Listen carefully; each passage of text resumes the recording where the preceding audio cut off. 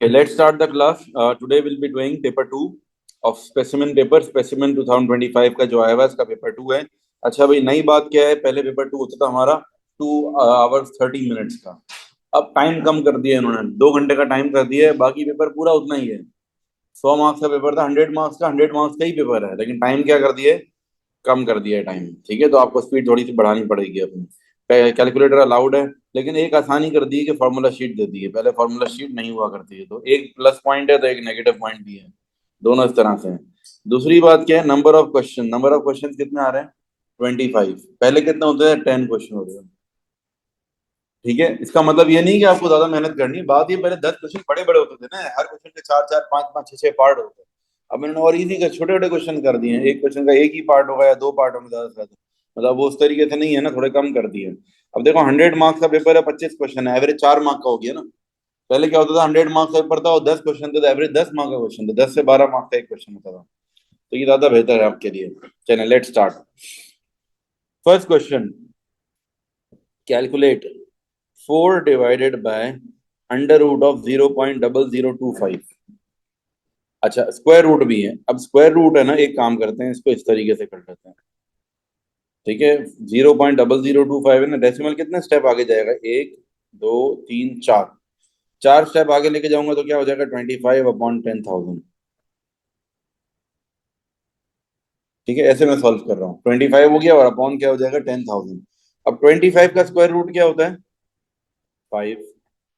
10,000 कितने जीरो है? 4 जीरो है ना. स्क्वायर रूट करेंगे तो 4 जीरो की जगह कितने जीरो हो जाएंगे? तो 5/100. ठीक है, this is the rule. This तरीके से सॉल्व किया था. अब ये डिवाइड है, डिवाइड को मल्टीप्लाई में चेंज कर दो तो क्या हो जाएगा? Reciprocal multiply by 100/5. 5 वन ज़ा 5, 20 ज़ा. अच्छा हाँ, आई एम सॉरी, पेपर 2 है ये तो. इतनी मेहनत क्यों करनी है भाई? ये तो मैं पेपर 1 के हिसाब से बता रहा हूँ आपको सारा. आई एम सॉरी, ये तो पेपर 2 है, आराम से. इतनी मेहनत क्यों करनी है भाई? अब कर लिए तो चलो कर लिए, 80 आंसर आ रहा है. ठीक है, पेपर 2 है ये तो. पेपर 2 में तो ये आपको फ्री के मार्क्स दे रहा है भाई. कैलकुलेटर डालो, कैलकुलेटर में डालो और सीधा आंसर. बस फ्री के पास करवाना चाह रहा है एग्जामिनर, आपको फ्री के मार्क्स दे रहा है. पहला दूसरा मार्क क्वेश्चन पेन तो आसान होता है ना. चले भाई, कैलकुलेटर निकालें. ये तो मैंने जो पेपर 1 के हिसाब से बता दिया कि सारी वर्किंग होगी. अच्छा भाई, work out 40% of 530.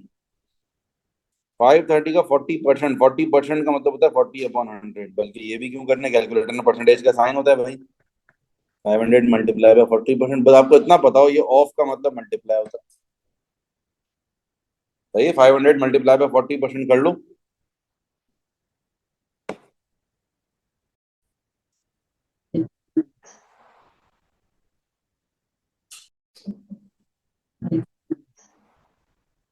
Okay, this is the part of bus timetable from New York to Raleigh. Work out the journey time from New York to Petersburg. Okay, New York से लेकर हमें कहाँ तक जाना है? पीटरबर्ग. अच्छा, 9:15 पे स्टार्ट हो रही है फ्लाइट और 19:40 पे खत्म हो रही है. तो बताएं, ड्यूरेशन निकालो जरा. अब इसके लिए आपने क्या करना? नहीं, 4 कैसे? 9 से 19, 10 घंटे तो यही हो गए भाई. 9:15 से 10 आवर्स तो 19:15 तो यही हो गया, और 25 मिनट और, तो 10 hours 25 minutes. Arjun arrives at the bus station in Washington at 1:36 p.m. Work out how long he waits for 9:15 bus from New York to arrive. अच्छा, Arjun arrived at the bus station at 1:36 p.m. 1:36 p.m. पर वो Washington पहुंच गया है. ठीक है, work out how long he waits for the 9:15 बस from New York to arrive. अच्छा, न्यूयॉर्क से जो 9:15 पे बस निकली है, तो वॉशिंगटन कब पहुंचेगी? 15:20 पर. और ये बंदा कब पहुंच गया? 1:36 p.m. अगर मैं इसको पीएम की जगह, वैसे 15:20 को अगर मैं पीएम में कन्वर्ट कर दूं तो क्या उतना हो जाएगा? 12 के बाद वापस से पीएम स्टार्ट होता है ना, तो यानी कि 3:20. मतलब 1:36 पर बंदा पहुंचा हुआ है, उसको बस कितने में मिलेगी? 3:20 पर. तो बताओ कितना वेट करना पड़ेगा? 1:36 से 1 घंटा लगा लो तो कितना हो? 1:36 से पहले अगर आप कितने मिनट ऐड कर लो, 24 मिनट्स ऐड कर लोगे तो कितने में पहुंच जाएगा? 2 पर. फिर उसके बाद 1 घंटा ऐड करोगे, 60 मिनट्स. 3 पर पहुंच जाएगा, फिर उसके बाद 20 मिनट्स ऐड कर लोगे। इस तरीके तोड़ थोड़े करना पड़ेगा। जब भी ये टाइम वाला सिस्टम हो ना, इसके अंदर कोशिश किया करो ऐसे कर लिया करो। पहले होल नंबर पे आ जाओ। जैसे 136 है ना, 136 से पहले नेक्स्ट होल नंबर पे आ जाओ। नेक्स्ट होल नंबर कितना है? 24 मिनट्स के बाद। तो 2 घंटे पे आ गए। अब उसके बाद कितने आवर्स ऐड करने हैं? 2 आवर से 3 आवर पे जाना है, तो कितने आवर ऐड हो गए? 1 आवर हो गए, मतलब 50 मिनट्स और ऐड हो गए। 20 मिनट्स और पूरा पहले मिनट्स में कन्वर्ट कर लो। अच्छा, आंसर भी मिनट्स में ही मांगा है। 60 + 20 80 हो गया। 80 + 24 104 मिनट्स। कैलकुलेटर वैसे ही अलाउड है, ऐसे ही कैलकुलेटर भी यूज कर सकते हो। Pens cost $53 each. Work out the maximum number of pens Mariam can buy with $15. Pens की कॉस्ट क्या है? $53 ईच। मैक्सिमम कितनी पेन्स बाय कर सकता है वो? $15 में। भाई $15 का मतलब है 1500 सेंट्स हो गए, डिवाइडेड बाय 53। करो 1500 डिवाइडेड बाय 53। क्या आएगा आंसर बताएं?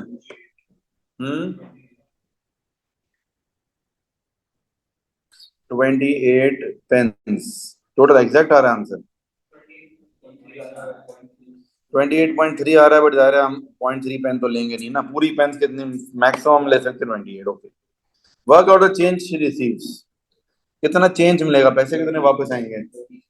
अब वो कैसे निकालेंगे पता है? 28 पेन खरीदने हैं, 28 मल्टीप्लाई बाय एक पेन कितने की है? 53 सेंट्स की है। अब क्या करेंगे? ये जो आंसर आएगा, कितना आंसर आ रहा है पहले मुझे बता दो। 14।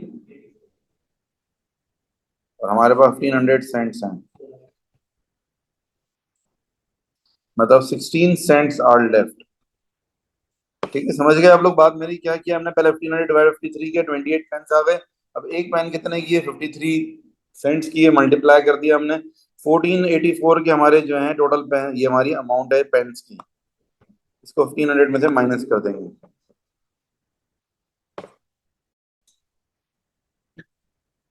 The table shows how a class of 30 children travel to school.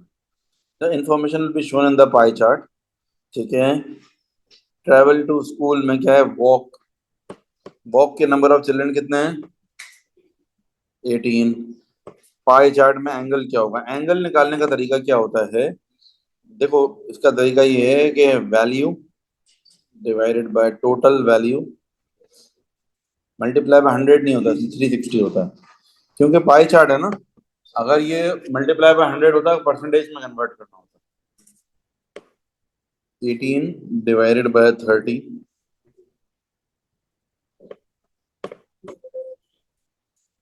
216 degrees.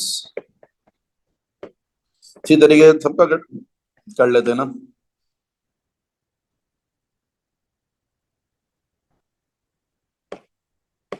Then उसके बाद 3 डिवाइडेड बाय 30 × 360। 36 डिग्रीज। ऐसे ही है ना? आप लोग कैलकुलेटर प्लीज इस्तेमाल कर लें। 9 डिवाइड बाय 30 × 360। 108 डिग्रीज। बगैर कैलकुलेटर के मैं कर रहा हूँ, आप लोग कंफर्म कर लें एहतियातन कैलकुलेटर से। चलो next. Draw pie chart to show this information. अब पाई चार्ट बनाना है हमें। पाई चार्ट बनाने के लिए हमें 216 डिग्रीज बनाना, 36 डिग्रीज, 108। अच्छा, याद रखना पाई चार्ट में इतने भी एंगल्स होते हैं ना, तीन में से एक एंगल कम बनाना होता है हमेशा, क्योंकि एक एंगल लास्ट वाला खुद ब खुद आ जाता है। मिसाल के तौर पे तीन है ना, दो बनाओगे तो तीसरा खुद ब खुद ही आ जाएगा ना, बचा हुआ जो होगा। तो कौन से दो बनाए हम? छोटे वाले बना लो। देखो 216 बनाना मुश्किल है, एक डी के ऊपर मैक्सिमम 180 तक होता है, 180 से बड़ा एंगल कैसे बनाओगे? तो इसलिए बेहतर है इसको छोड़ दो, बाकी दो बना लो। तीसरा जो बच गया वो खुद ब खुद 216 हो गया। पहले सबसे पहले आपने यहाँ पर प्रोडक्ट डी रखना है, प्रोटेक्टर। आपको क्या करना है? 36 डिग्रीज बनाना है। ठीक है, मतलब 216 बनाया जा सकता है, लेकिन वो थोड़ा मुश्किल है, कॉम्प्लिकेटेड है। तो इससे बेहतर ये कि ये दोनों हम बना रहे हैं। क्या करेंगे? 36 बनाना है हमें, 36 डिग्री तकरीबन यहाँ पर कहीं आएगा। ठीक है, अप्रोक्सीमेटली ये होगा। ये मैंने अंदाजे से बना दिया, आप लोग डी से एक्यूरेट बनाएंगे। उसके बाद नेक्स्ट क्या आपके पास? 108 डिग्रीज। प्रोटेक्टर रखा हमने।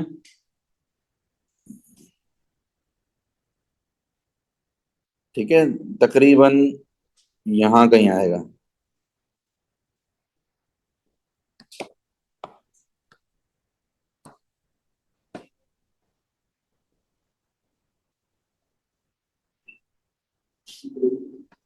तकरीबन ये हो गया हमारा 108 डिग्रीज।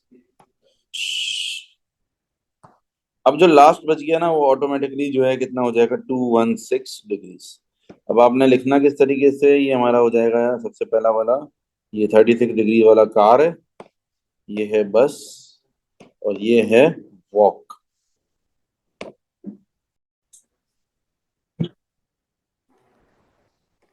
अच्छा भाई, question number 6, the diagram show the cuboid, calculate the volume of cuboid. Volume of cuboid के लिए क्या होगा, length into breadth into height. Free का एक मार्क दिया है, वो ज्यादा नहीं है लेकिन फ्री का है। ठीक है, 8 इंटू 4 इंटू 6.5, बताएं क्या आंसर होगा।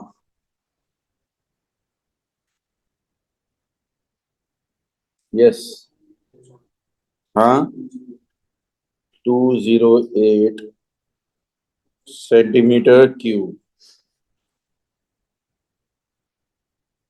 Then Alex buy the shirt at a price of $14.75. Pedro buy the shirt at a price of 21.99. The exchange rate is $1 is equals to 0.73. Calculate how much more Pedro pays than Alex. अच्छा भाई, Alex ने shirt bye की है कितने की, 14.75 की। Pedro ने जो है कहते हैं, आंसर किस में देना है, हमें डॉलर्स में देना है, डॉलर में देना है, दोनों को पहले डॉलर में कन्वर्ट करो, जिसमें आंसर देना है ना उसी में कन्वर्ट कर लो। भाई देखो, इसकी जो पेड्रो की जो Pedro by the shirt at a price of क्या है, 21.99। पेड्रो की जो प्राइस है वो 21.99 है। अच्छा, अब एक काम करो, एलेक्स को भी इसी पे कन्वर्ट कर दो। ठीक है, 14.75 है, मुझे कन्वर्ट किस में करना है, डॉलर में, और गिवन वैल्यू किस में है, योर। अब रूल पता है क्या है, जिसमें कन्वर्ट करना होता है ना उसको न्यूमरेटर में रखते हैं, और जो गिवन वैल्यू है उसको डिनोमिनेटर में। तो मल्टीप्लाई बाय 1/0.73, ये आसान तरीका। वरना क्रॉस मल्टीप्लाई भी कर सकते हो, लेकिन वही बात, उसमें कंफ्यूज बच्चा ये कंफ्यूज है, डिवाइड करूं या मल्टीप्लाई, हर दफा ये पूछेगा मुझसे। तो आसान तरीका ये है कि आपने एक वैल्यू लिखी, जिसमें कन्वर्ट करना है उसकी वैल्यू न्यूमरेटर में, और जो गिवन वैल्यू है, जैसे ये वैल्यू है किसमें, पाउंड में है, तो ये वाली वैल्यू डिनोमिनेटर में, एक्सचेंज रेट में से। ठीक है, जिसमें कन्वर्ट करना है उसको न्यूमरेटर में रखना है, और जिसमें जिसमें गिवन वैल्यू है वो डिनोमिनेटर। तो बस ये आंसर आ जाएगा। 10 सीधा सीधा 0.73 से डिवाइड ही हो रहा है, सीधी बात ये।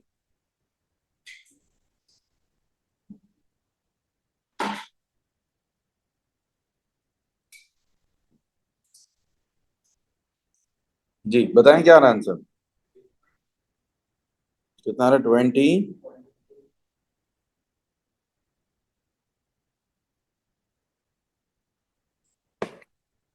अब माइनस भी कर, ये डॉलर में आ गया। अब क्या करेंगे भाई, हमारे पास इसको पड़ रहा है 21.99 का, दूसरे बंदे को पड़ रहा है 20.20 को, माइनस कर दिया हमने।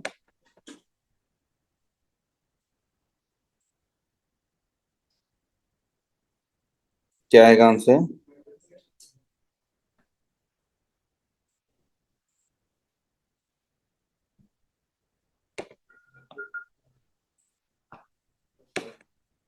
1.79 डॉलर्स महंगा पड़ रहा है।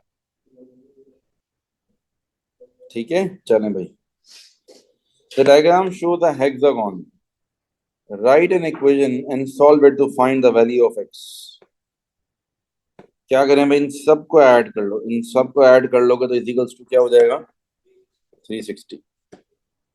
2x नहीं, 360 थोड़ी, हेक्सागोन है ना, 360 तो 4 साइड फिगर का होता है ना। हेक्सागोन के सारे एंगल्स का टोटल क्या होता है, पहले तो ये मालूम करो। ये पता है रूल क्या है, बेसिकली स्टार्ट होता है ट्राइंगल से, ट्राइंगल का कितना है 180, फिर एक एक साइड बढ़ती जाएगी ना, 180 बढ़ता जाएगा।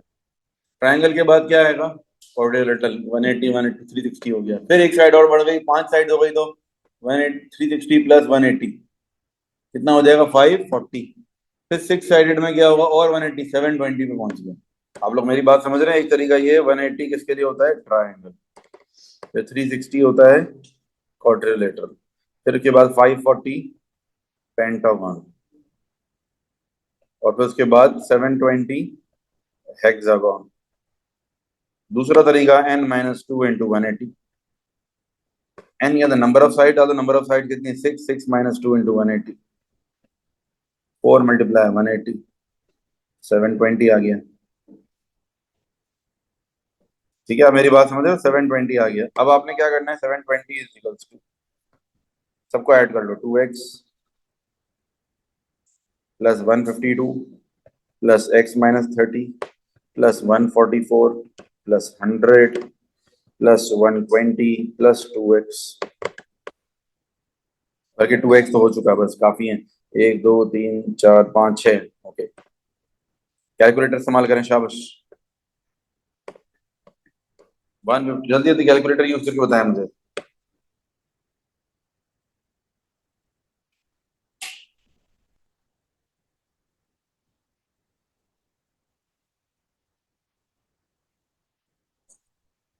152 - 30 प्लस 144 प्लस 100 प्लस 120, ये हो गया 486 हो गया, प्लस अब 2x और x 3x हो गया, इसको ले जाकर माइनस कर दो।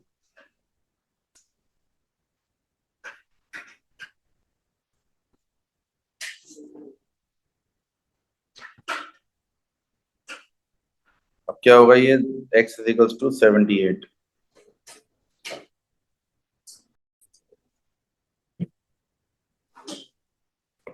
From the list write down a number that is a multiple of 3।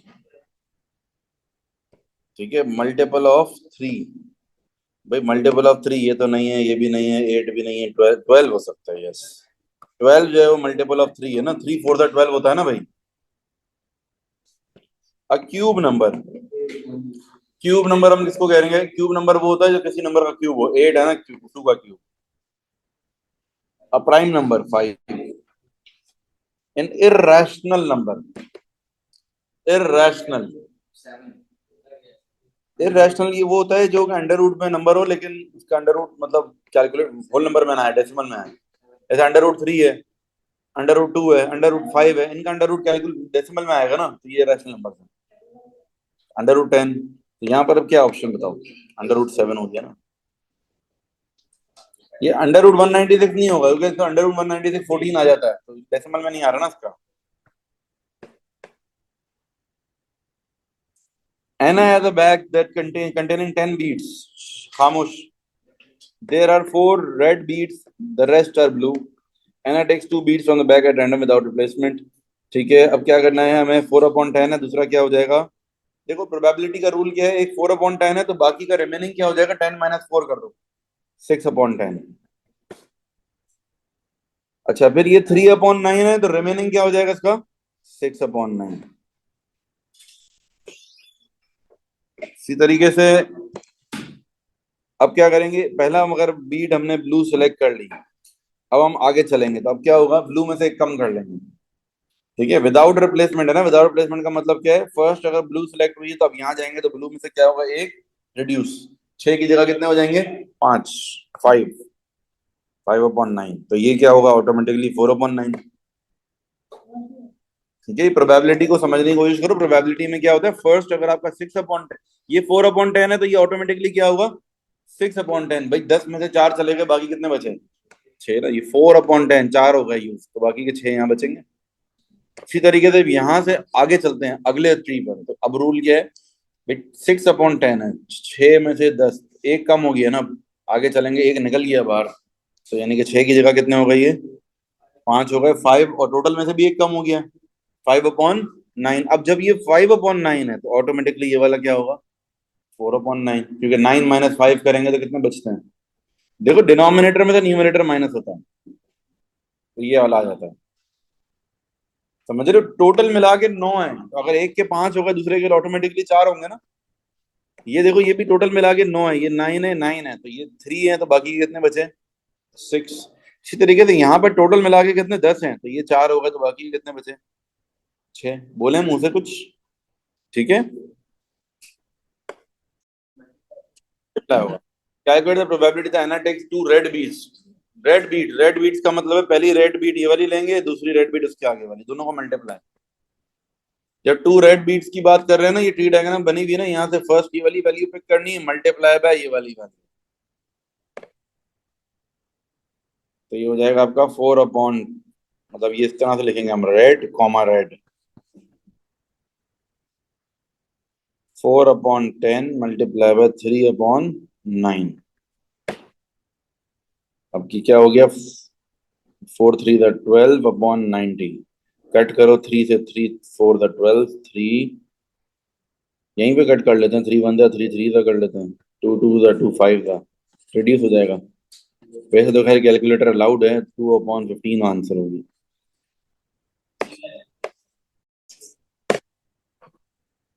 Maya build the patio in her garden, ठीक है, in the shape of a cylinder with radius 2 meters and a height of 0.8 meters. Okay. The basium is made from concrete.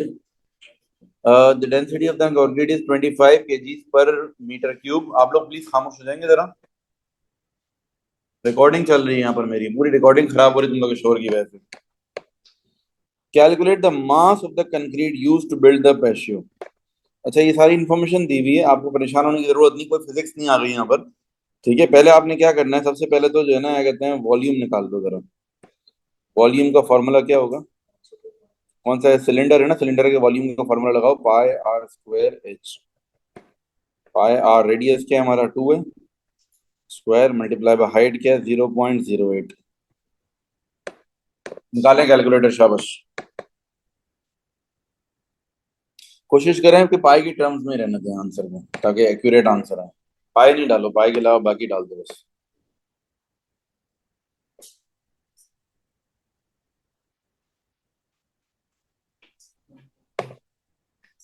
0.32 पाई, 0.32 पाई ऐसे ही रहने देते हैं। क्या होगा ये, metre cube. अच्छा वेट वेट वेट, आगे बता रहा हूँ मैं। आगे क्या है, ये मीटर क्यूब हो गया। अच्छा, अब इन्होंने क्या बोला हुआ है, the density of the concrete is, हमें निकालना क्या, हमें मास निकालना। Density of concrete is 2500 KG per metre cube. Density is equals to, क्या लिखा हुआ है, density is equals to mass upon volume. हमें क्या निकालना है, मास निकालना है, तो मास इज इक्वल्स टू क्या हो जाएगा, density multiply by upon, divide है, ये v डिवाइड हो रहा है, वहां जाकर क्या हो जाएगा, मल्टीप्लाई। अच्छा, अब देखो डेंसिटी तो गिवन है 2500, और मास, वॉल्यूम हमने निकाला हुआ है।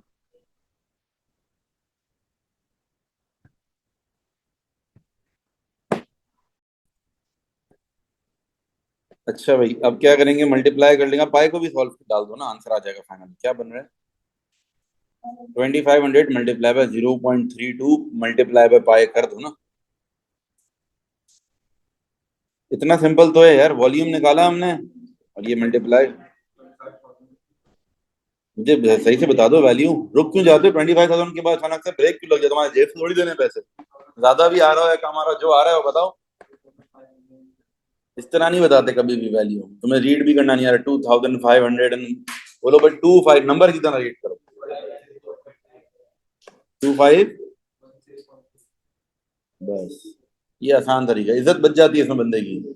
पता है किसको रीड करने आ रहा है नहीं आ रहा है, 25,000 को 2500 बोल दिया, कुछ बोल दे, इससे बेहतर है 2513.2, बस ये बोल दिया, बता सेफ हो।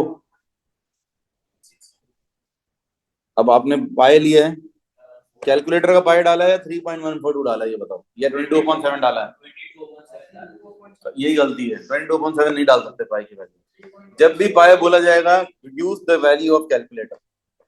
कैलकुलेटर में एक पाए का ऑप्शन होता है ना, शिफ्ट दबा के वो एक नीचे इक्वल्स टू के बराबर वाला नंबर होता है, वो दबाओगे पाए आ जाएगा। जब भी जिस पेपर में कैलकुलेटर अलाउड है ना, आपको 22/7 या 3.142 डालने की जरूरत ही नहीं है। मैं यही समझा रहा हूँ कि देखो, आंसर गलत होगा, मार्क्स कटने के चांसेस हैं, बाय डिफॉल्ट रूल है। 22/7 तो है ही गलत। 22/7 जब तक क्वेश्चन में नहीं लिखा हुआ ना कि 22/7 इस्तेमाल करो, तब तक तो वो है ही नहीं, अलाउ ही नहीं है उसको। अब दोनों ऑप्शन है, 3.142 और पाए का कैलकुलेटर वाला, दोनों ऑप्शन अलाउड है। मेरी रिकमेंडेशन है कैलकुलेटर वाला पाए। 3.142 लिखने में जितनी देर लगेगी, उससे ज्यादा कम देर लगेगी ना कैलकुलेटर वाला पाए, और एक्यूरेट भी आएगा आंसर, टाइम भी बचेगा, एक्यूरेट भी आंसर आएगा। ठीक है, बताएं। अब पॉइंट, अब तुम लोग मुझे आंसर बता दोगे प्लीज। जो मैं बता रहा हूँ वो नहीं करोगे तो मार्क्स कटेंगे ना यार, अजीब आदमी हो तुम। मैं तुम्हें कह रहा हूँ कि भाई ये काम नहीं करना, तुम बोलो नहीं अगर मैं ही करूँ तो इसका ऑब्वियस जवाब मार्क्स कट जाएंगे। पॉइंट। चले भाई। Maya wants to put tiles on the surface of her patio as shown in the diagram. ठीक है भाई। Each tile is a with arc length sector with arc length 75 centimeters. Okay. Explain why the tiles do not fit exactly on the surface of the patio. यही है। चलें अब हम क्या करेंगे, पहले तो एक काम करते हैं कि पूरी आर्क लेंथ निकाल लेते हैं। आर्क लेंथ, आर्क लेंथ हमारी क्या होगी, थीटा अपॉन 360। अच्छा थीटा में पता है, तो आर्क लेंथ सॉरी पूरी आर्क लेंथ निकालनी है, पूरा सरकमफेरेंस ही निकालना है मतलब ना। सरकमफेरेंस, सरकमफेरेंस का फॉर्मूला क्या होता है, 2 पाई आर। रेडियस कितना बताया था ऊपर हमें, 2 मीटर्स। 2 मीटर्स का मतलब है ये सेंटीमीटर में है तो 200 कर दो। 1 मीटर में 100 सेंटीमीटर होते हैं ना, तो 2 मीटर्स में कितने हो गए, 2 मीटर्स में हमारे पास हो गए 200 सेंटीमीटर्स। ओके, निकालें जरा क्या बनेगा, 200 × 2 400 पाई। ठीक है, आंसर है 400 पाई। अच्छा अब हम एक काम करते हैं, क्या 400 पाई को 75 से डिवाइड करें तो क्या होल नंबर में आंसर आएगा। अगर तो होल नंबर में आ गया तो टाइलें पूरी पूरी फिट हो रही है, अगर होल नंबर में नहीं आया आंसर तो फिर डिवाइड, अभी बताया था मैंने, रिपीट करो पहले, एक चीज होने दो। 16.75 आ रहा है, इसका मतलब है टाइल्स पूरी पूरी एग्जैक्टली फिट नहीं हो रही। 200 मीटर ऐसा आया था कि भाई रेडियस 2 पाई आर, रेडियस कितना था हमारा, 2 मीटर था। 1 मीटर में 100 सेंटीमीटर होते हैं, 2 मीटर में कितने हो गए, 200 सेंटीमीटर हो गए। ठीक है, क्योंकि यहाँ पर ये 75 जो है 75 सेंटीमीटर है ना, इसीलिए मैंने कहा दोनों चीजें सेम यूनिट में हो गई। दोनों चीजों को जब सेम यूनिट में करना होता है, बेहतर क्या होता है कि आप छोटे नंबर में छोटे यूनिट में करो दोनों। इसमें पहले आपने वर्किंग शो कर दी, अब आप एक्सप्लेन करोगे कि भाई क्या कहते हैं, we need 16.75 tiles to cover the surface, therefore the tiles do not fit exactly on the surface। ठीक है ना, हमें 16.75 चाहिए, होल नंबर में आना चाहिए ना एग्जैक्टली फिट होने के लिए। Question number 12, find all the integer values of x that satisfy the inequality। Find all the integer values of x that satisfy this inequality। अब क्या करेंगे इसमें, -6 इज लेसर देन और इक्वल्स टू 3x, दो हिस्सों में तोड़ दो, 3x इज लेसर देन 6। अब क्या करेंगे, 3 1 जा 3 2 जा, 3 1 जा 3 2 जा अगेन, x बीच में आ जाएगा,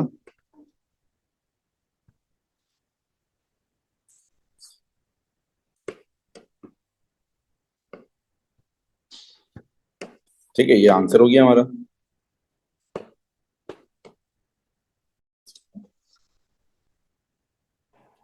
the speed time graph shows the first 10 seconds of a journey. ठीक है भाई, by drawing a tangent estimate the gradient of the curve at t is equal to 2। जब टाइम की वैल्यू 2 है, यहाँ पर बनाओ ग्रेडियंट, टेंजेंट सॉरी, टेंजेंट किसको कहते हैं, टेंजेंट एक ऐसी स्ट्रेट लाइन को कहते हैं जो कि कर्व को सिर्फ एक पॉइंट पर टच करते हुए जाए। दे रहा हूँ सबर, देखो दिस इज अ टेंजेंट, देखो ऐसे टेंजेंट बनाना है आपने, टेंजेंट उसको बोलते हैं ऐसी लाइन बस बाहर से यूं छू कर गुजरे, एक पॉइंट पे टच करते हुए जाए, अंदर से क्रॉस नहीं करे। ठीक है, इंडियन मूवीज में नहीं दिखाते ये गोली छू के गुजर के बंदे को ना, लगी नहीं, अंदर नहीं गई, बाहर से हल्का वो टेंजेंट होता है, कि बाहर से हल्का टच करके चला जाए। By drawing a tangent estimate the gradient of the curve at t equal to, अब ग्रेडियंट निकालो। टेंजेंट हमने बना लिया, अब हमें ग्रेडियंट निकालना है। ग्रेडियंट के लिए हमें 2 पॉइंट चाहिए। ग्रेडियंट के लिए y2 minus y1 upon x2 minus x1, ये फॉर्मूला लगेगा। 2 पॉइंट चाहिए आपको। एक पॉइंट तो आपका ये हो जाएगा 2, अब ये क्या है, 2 के बाद एक और 2 पॉइंट्स और है।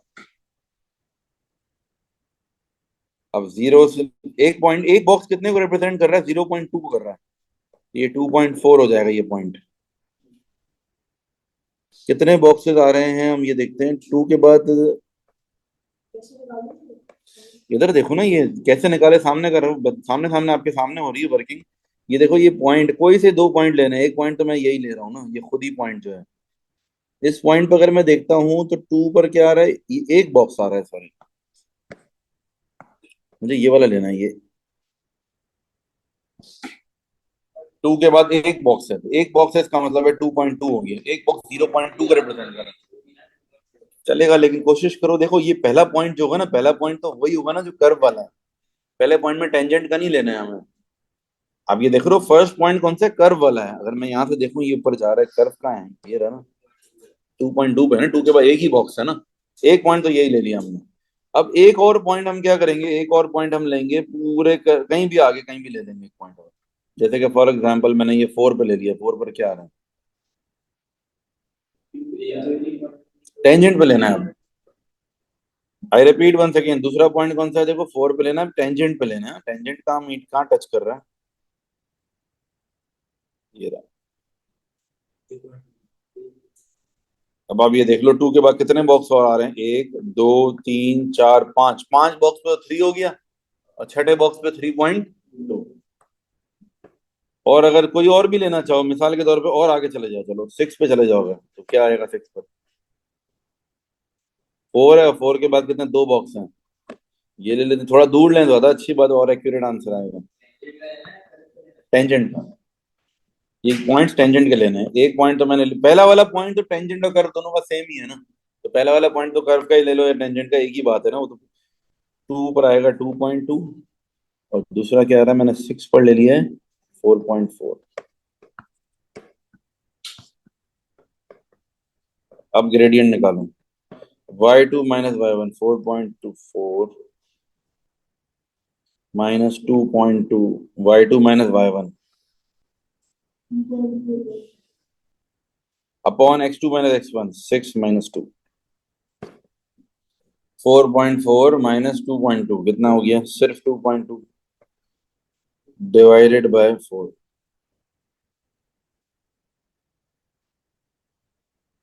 कैलकुलेटर इस्तेमाल कर सकते हैं आप लोग। 0.55 आ गया आपका ग्रेडियंट। अब ये पूछ रहे हैं कि write down what the gradient of the curve represents of the cars motion for the first 10 second of the journey. ये बताओ जरा, ग्रेडियंट क्या रिप्रेजेंट कर रहा है for the first 10 seconds.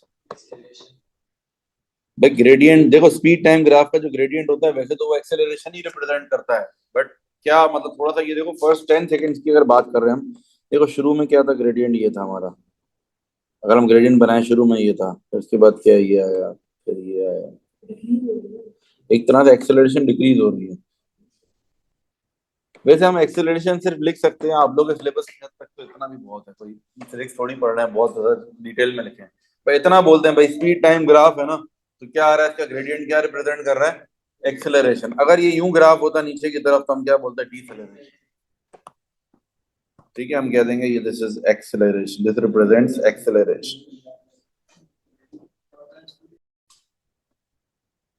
Time graph का जो ग्रेडियंट होता है वो एक्सेलरेशन को रिप्रेजेंट करता है, या फिर डीसेलरेशन को। ऊपर की तरफ जा रहा होगा ग्रेडियंट तो एक्सेलरेशन, नीचे की तरफ आ रहा होता तो डीसेलरेशन। Next page. मीन का मतलब average, mean means average. Mean का फॉर्मूला होता है sigma F x upon sigma F, sigma F x upon sigma F. ये एफ है और ये एक्स, एक्स क्या होगा इसका मिड पॉइंट, 0 और 5 का मिड पॉइंट क्या हो जाएगा, 2.5। 5 और 10 का मिड पॉइंट, सबके मिड पॉइंट्स ले लो। 5 और 10 के बीच में क्या आता है? बिल्कुल 7.5। अगर आपको नहीं समझ में आ रहा हो मिड पॉइंट, तो आप दोनों का ऐड करके डिवाइड बाय 2 कर दो। 5 प्लस 10 कितना हो जाएगा? 15 अपॉन 2 कर लो।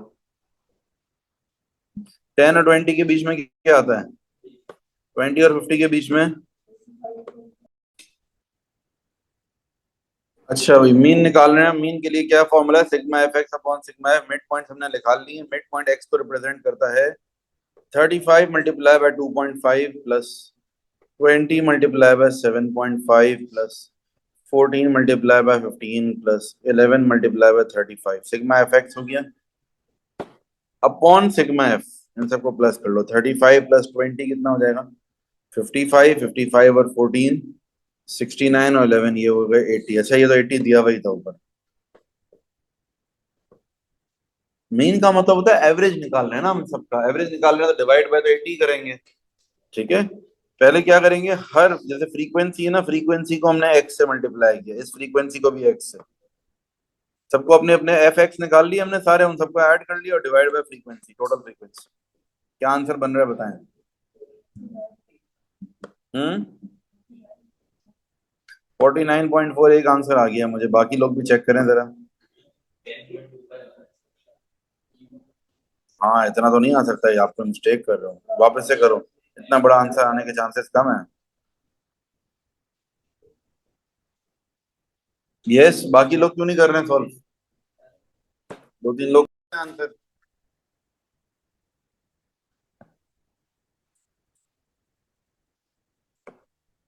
10.41 is the answer. Next. The diagram shows triangle A and triangle B. Describe for a single transformation that maps A onto B. ठीक है, ए को बी पर मैप कर रहे हैं। ये क्या हो रहा है? ये रोटेशन नजर आ रही है साफ साफ। नहीं, पूरा लिखेंगे। 3 मार्क्स हैं। 1 मार्क रोटेशन लिखोगे, 1 मार्क मिलेगा। फिर आप जब बताओगे कि क्लॉक वाइज या एंटी क्लॉक वाइज, दूसरा मिलेगा। फिर आप सेंटर रोटेशन बताओगे, तीसरा मार्क मिलेगा। ठीक है, अब देखो दो बातें तो साफ नजर आ रही है ना। ये यूं यूं रोटेट हो रहा है, एंटी क्लॉक वाइज है ये। रोटेशन। दूसरी बात क्या है? 90 डिग्रीज एंटी क्लॉकवाइज। ठीक है, 2 मार्क्स मिल गए आपको। अब आखिरी मार्क के लिए मेहनत है। आखिरी मार्क के लिए है मेहनत। इसके लिए ये मेहनत है कि आपको उसका जो है ना वो देना है, centre of rotation. Centre of rotation. एक बात और ये कि एक चीज गौर से अगर देखें तो ये इस तरफ घूम रहा है। देखो, ये जो है ना, ये यूं घूम रहा है। हम यूं ऐसे रोटेट हो रहा है। उल्टा रोटेट करते तो फिर तो ये यूं बन जाता है ऐसा। ठीक है ना, ये वाली चीज अगर मैं यूं रोटेट लेके जाता तो फिर तो ये यूं जाना चाहिए था। तो 90 डिग्रीज क्लॉक वाइज है ये।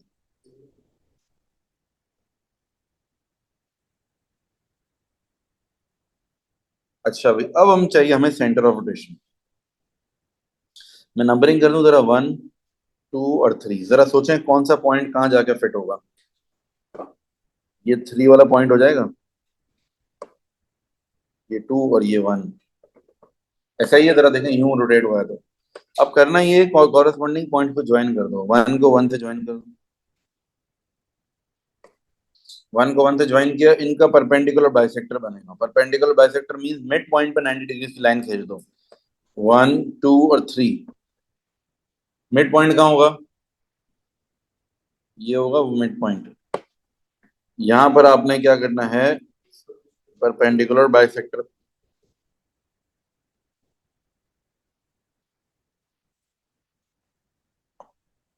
ये हमारा बन गया परपेंडिकुलर बाइसेक्टर। परपेंडिकुलर मतलब 90 डिग्रीज, बाइसेक्टर मतलब जो कि मिड पॉइंट से पास होते हुए जाए। दोनों कंडीशन जो फुलफिल कर ले, एक तो 90 डिग्रीज पे बने और मिड पॉइंट से पास, इसको परपेंडिकुलर बाइसेक्टर कहते हैं। अच्छा, दूसरी चीज, अब एक बन गया, ये एक और बाइसेक्टर बना। किस किस का बनाया? 1, 1 का बना लिया मैंने। अगर मैं 2 और 2 को ज्वाइन करता हूँ, प्रॉब्लम बताइए क्या है? 2 और 2 को ज्वाइन करूंगा ना, इनका भी मिड पॉइंट यही आ रहा है। 1, 2, 3, 4, 5 है, तो 1, 2 और 2.5 यहाँ मिड पॉइंट आ रहा है। इसका बाइसेक्टर इसके ऊपर क्या हो जाएगा? ओवरलैप हो जाएगा। तो ये बनाने का फायदा नहीं है। ऐसे दो बनाने हैं जो कि एक दूसरे के ऊपर ओवरलैप ना हो। दूसरा कोई और बना लेते हैं। तो अब 3 3 कर लेते हैं, 3 और 3 का। ठीक है, 3 और 3 का मैंने ज्वाइन कर लिया। अब देखते हैं जरा टोटल क्या आ रही है लेंथ, कितने बॉक्सेस हैं जरा गिने। 1 2 3 4 5, 1 2 3 4 5 6 7 8, 8 हैं।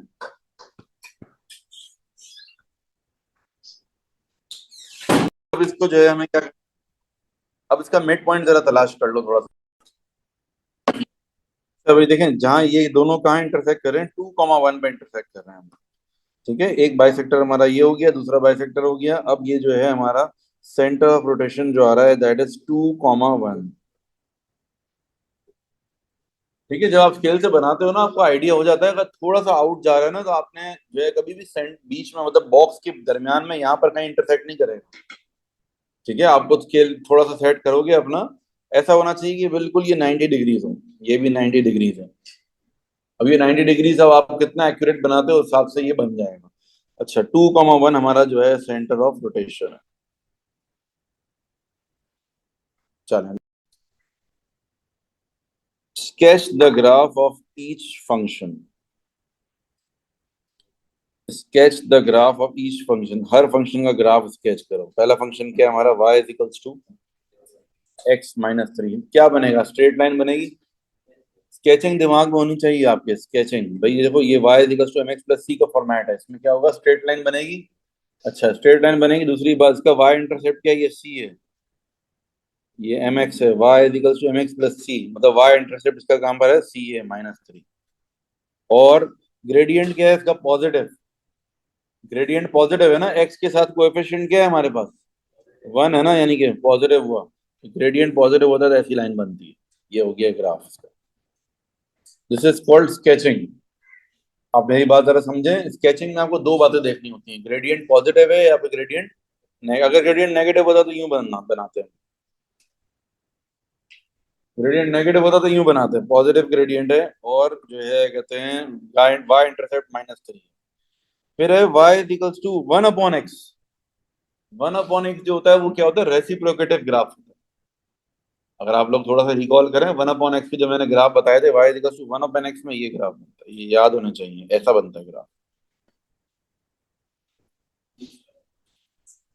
ठीक है, वाई इक्वल्स टू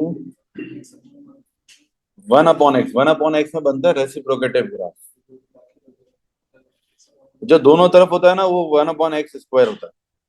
अगर ये ऐसा बनेगा ना, एक ये भी होता है ऐसा और ये ऐसा, ये क्या होता है, वाई इक्वल्स टू 1/x²। ठीक है, y इक्वल्स टू 1/x का भी वही ग्राफ होगा जो 1 अच्छा इवन पावर्स का सेम ग्राफ होता है, ऑड पावर्स का सेम होता है। 1/x का या 1/x³ या 1/x⁵ इन सब का ग्राफ ये बनेगा। और ऑड मतलब ये ऑड पावर्स का बता रहा हूँ मैं। और इवन पावर्स का क्या होगा, जैसे x² का है ना ये 1/x⁴ का, 1/x⁴ इन सब का ग्राफ ये बनेगा। ये y इक्वल्स टू 1/x का है, 1/x³ का भी यही होगा, 1/x⁵ का भी यही होगा। मतलब ऑड पावर्स का सेम ग्राफ का शेप है, इवन पावर्स का भी सेम शेप है। An insect population decreases at a rate of 12% per year. The insect population on 1st January is 3.7 million. Calculate the number of complete years it will take for the insect population to fall below 1 million insects. ये कह रहे हैं insect की population है जनवरी में कितने की है, 3.7 मिलियन। हर साल कितनी कम होती है जाती है, 12% कम होती जाती है। अब आप बताओ कितने सालों के बाद 1 मिलियन के नीचे आ जाएगी। इसका आसान तरीका ये है, 3.7 मिलियन है ना, 3.7 है। अच्छा, हर साल कितना हो रहा है, 12% रिड्यूस हो रहा है ना। 12% रिड्यूस होने का मतलब है 88% पे आ जाएगा। 100% में से 12% माइनस करो, बचे कितने। तो यानी कि अब आप क्या करोगे पता है, मल्टीप्लाई बाय 88% करो, करते रहो। 88% कितनी दफा करोगे कि 1 मिलियन से नीचे आंसर आ जाए। कैलकुलेटर में ट्रायल एंड एरर ट्राई करते रहो, जहां तक जाओगे ना 1 मिलियन से नीचे आंसर आएगा, वो देखो। अब मेरी बात समझ रहे हो, एक साल के बाद 88% पे आ जाएगा, एक साल और गुजरेगा तो मजीद एक दफा और 88%। फिर 1 साल और गुजरेगा तो एक साथ डबल नहीं कर सकता। ये नहीं बोलता 3 साल होगा डायरेक्टली 36% माइनस कर दूं मैं। This is not possible. आपको हर दफा 88% से मल्टीप्लाई करना पड़ेगा। अब आप करते जाओ जब तक 1 मिलियन से नीचे ना आए। बताओ मुझे, बताओ कितने सालों के बाद 1 मिलियन से नीचे आ रहा है?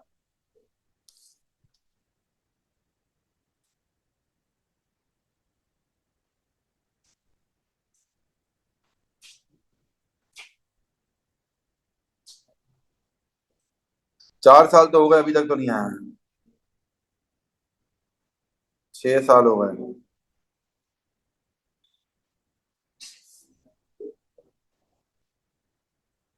अब ये करते जाओ, देखो कितने साल बन रहे हैं तकरीबन।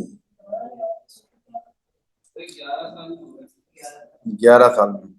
तो बस अब आपने यही कैलकुलेटर में ट्रायल एंड एरर करके मुझे बता दो फाइनली कितने सालों में हो रहा है। मतलब उतनी पावर लगा दो ना इसकी, ये कैलकुलेटर में करो। 3.7 इंटू 88% की पावर 0.907। अगर 88% की पावर 10 पे चेक करो क्या होगा। हाँ मैं शो करने के लिए बस कर रहा हूँ, अगर समझाने के लिए आप लोगों को। ये क्या आ रहा है 1.03। इसका मतलब क्या है, 11 साल में जाके होगा। Calculate number of complete years will take population to fall below 1 million. आप बोलोगे 11 ईयर्स। यहाँ पर अच्छा भाई चलें। y is inversely proportional to the cube root of x। y is inversely proportional to the cube root, यानी कि y is equals to k upon x cube। एक सिंपल लाइन लिखी हुई है y is इनवर्सली। इनवर्सली में क्या होता है, k अपॉन होता है। और x की जगह क्या बोला हुआ, अच्छा क्यूब रूट बोला हुआ है, आई एम सॉरी। क्यूब नहीं है, क्यूब रूट है। क्यूब रूट है, ये होगा। ठीक है, खाली क्यूब होता तो वो था। क्यूब रूट है। अब इन्होंने क्या दिया है, y की वैल्यू दी हुई है, x की वैल्यू दी है, ये पुट करो k की वैल्यू निकालने के लिए। ये इन्होंने क्यों दिया हुआ है ये दोनों, ताकि हम k की वैल्यू निकाल लें। इसके 3 स्टेप्स होते हैं, ये पहला स्टेप हो गया। दूसरा स्टेप क्या होता है, k की वैल्यू फाइंड आउट करो। 2.5 डाला y की जगह, और x की जगह क्या डालेंगे हम, 8। यहां से क्या आ जाएगा, 2.5 multiply by 2।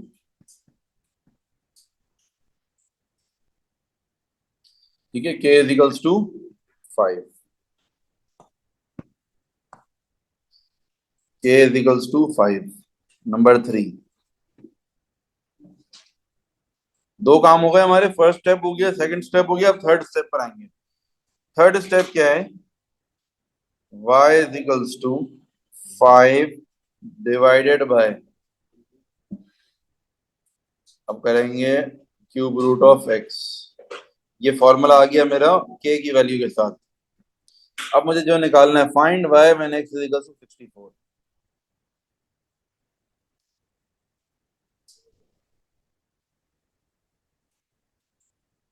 Cube root of 64, 64 का क्यूब रूट क्या होता है, 4।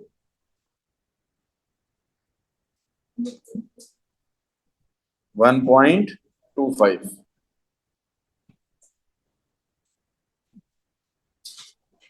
ठीक है, y इज इक्वल्स टू 1.25।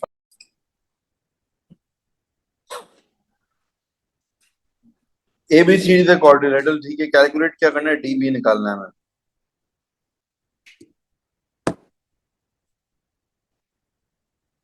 ठीक है,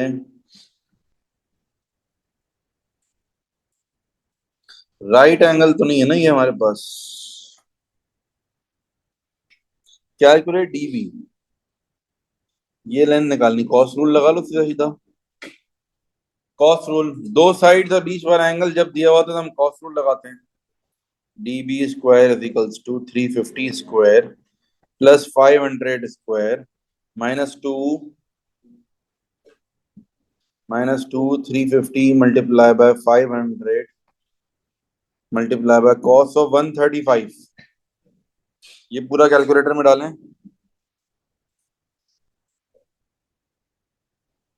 फॉर्मूला याद नहीं है तो बस इंतकाल हो गया आपका।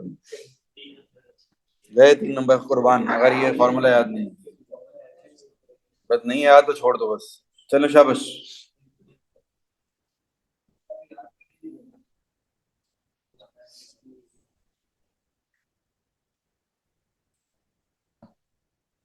B square plus c square minus 2bc cos of a. ये फॉर्मूला है, बेसिक फॉर्मूला है, हमेशा इसका क्वेश्चन आता है। ट्रिग्नोमेट्री का जब चैप्टर चल रहा था तो 1000 दफा मैंने ये बात कही थी कि ये इजी चीज है, फॉर्मूला याद कर लो, दो साइड और बीच वाला एंगल अगर होगा तो आराम से कॉस रूल लगा सकते हो आप। फॉर्मूला शायद गिवन भी होता है, लेकिन गिवन भी होता है तो बेटा ये क्लिक कैसे करेगा कि ये फॉर्मूला लगना है सवाल में। जब तक फॉर्मूला याद नहीं होगा आपको वो क्लिक नहीं कर पाएगा, आपके दिमाग में आएगा ही नहीं कि क्या करना है। आपको फॉर्मूला याद रखना पड़ेगा। वो तो क्वेश्चन में पीछे जो दिए होते हैं वो इस चक्कर में दिए हुए हैं कि अगर आप कभी जरा सा भूल जाओ, एक कंफर्म करना हो तो आपने कर लिया। फॉर्मूला शीट में बिल्कुल लिखा हुआ है, लेकिन क्या आपको पता चला कहाँ से वेमन गुमान में कहाँ से आया कि ये फॉर्मूला लगना है? कैसे पता चलेगा कि फॉर्मूला शीट में जाके मैं ढूंढूं, पूरी फॉर्मूला शीट ढूंढूं मैं कि कौन सा फॉर्मूला लग रहा है? पता ही नहीं चलेगा। इस तरीके से थोड़ी होता है। ये कर सकते हो, गुड गुड गुड आइडिया। मेरी दुआएं आपके साथ हैं इंशाल्लाह। बस सही खैर है। बाकी 97 पक्के करो फिर तुम। चले भाई, लेट्स मूव फॉरवर्ड। 787.4 आ रहा है, स्क्वायर रूट भी लगाना है। चले भाई आगे चलते हैं। Calculate the obtuse angle B C D. ये नहीं करो।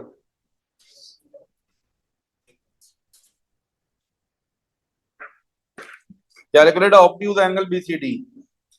बी सी डी का ये वाला ऑब्ट्यूज एंगल। ऑब्ट्यूज एंगल क्या होता है? जो कि 90 से बड़ा हो, उसको ऑब्ट्यूज कहते हैं। अब हमने ये निकाल लिया ना, बी डी निकाल लिया, कितना है हमारा? ये डी बी निकाल लिया 787.4।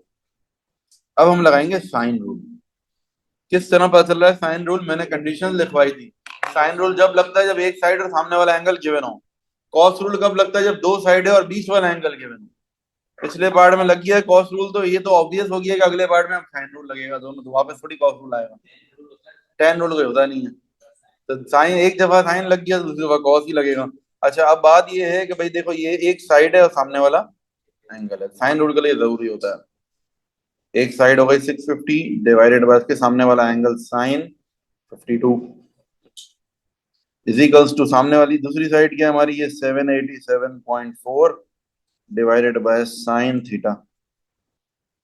एंगल जब भी अननोन हो उसको थीटा रख लो। अब क्रॉस मल्टीप्लाई करोगे और सॉल्व करोगे।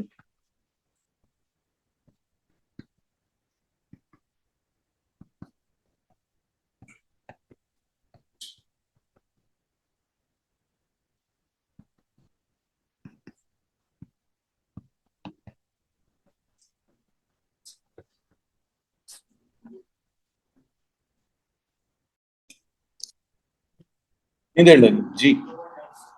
आंसर आ रहा 0.95 के आगे। अब इनवर्स करो ना, साइन इनवर्स आंसर कर दो, ये नहीं करना। साइन इनवर्स ये 0.954 नहीं लिखना, आंसर लिखना जो भी हो कैलकुलेटर वाली वैल्यू, ताकि आंसर एक्यूरेट आए। क्या आ रहा है अब? 72.66 है तो 72.7 डिग्री हो गया। लेकिन अब ये आंसर तो हमारा ऑब्ट्यूज नहीं आया है। इन्होंने तो ऑब्ट्यूज बोला था। ऑब्ट्यूज मतलब 90 से बड़ा। ये आंसर क्या है? 90 से छोटा आया है, तो 180 से माइनस कर दो उसको। जब भी आपके पास, याद रखना, आंसर आपने सॉल्व किया, अगर 9 ऑब्ट्यूज बोला है ना, ऑब्ट्यूज मतलब 90 से बड़ा। अब आप 90 से बड़ा आ नहीं रहा ना, तो 180 से माइनस कर दो बस। तो वही लिख देते डायरेक्ट आंसर। अगर 90 से बड़ा आया था वही लिख देता, 180 माइनस 72.7। करो क्या आएगा आंसर? 107.3। बस एंगल हमेशा वन डेसिमल प्लेस पे दिया था, डबल थ्री नहीं, बस थ्री।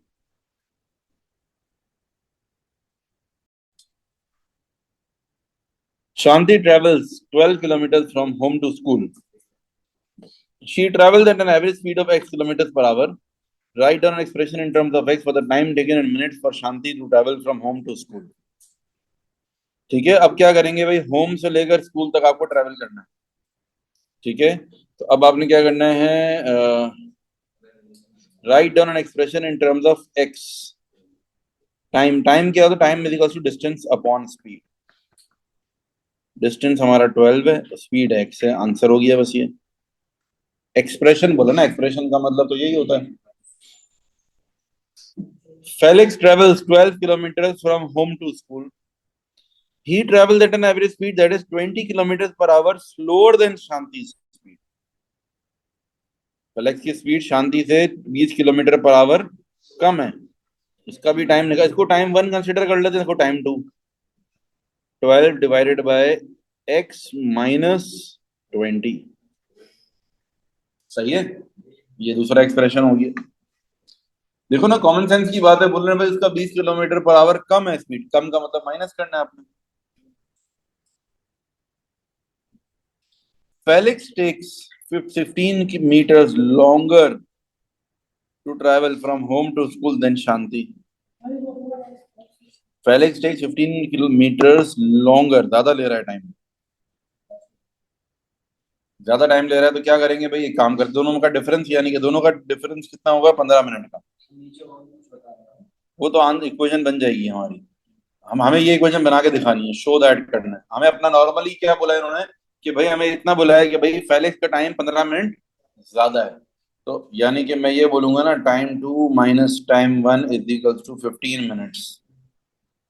ऐसा ही हो जाएगा। देखो टाइम टू, फेलिक्स का टाइम क्या है, टाइम टू है, और शांति का टाइम क्या है, टाइम वन। दोनों का डिफरेंस कितना है? डिफरेंस में हमेशा याद रखना, बड़े में से छोटा माइनस होता है। जब भी आप डिस्टेंस डिफरेंस लोगे, बड़े larger value minus smaller value, तो जाहिर है ये स्लो चला है, इसका टाइम ज्यादा है। और हमने ये, लेकिन हमारा मसला ये है कि हमने ये सॉल्विंग की है, ऊपर जो भी सॉल्व किया है, ये एक्स किलोमीटर पर आवर है। ये क्या है, एक्स किलोमीटर पर आवर, ये क्या है, x minus 20 kilometre per hour. तो उसका मतलब है इजिकल्स टू के सामने 15 मिनट हमने लिख दी है, ये भी तो आवर्स में होना चाहिए, 15/60 करना पड़ेगा। सब कुछ एक ही यूनिट में हो ना, ये सब आवर्स में हो या सब मिनट्स में हो। ये सारी वर्किंग हमारी आवर्स में हुई भी है, तो 15 की जगह 15/60 हो जाएगा। 12/x minus 12/x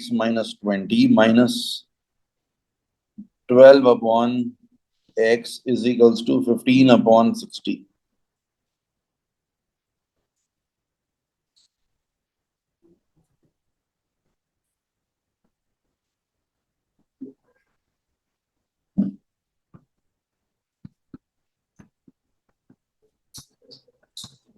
15/60 हो जाएगा 1/4।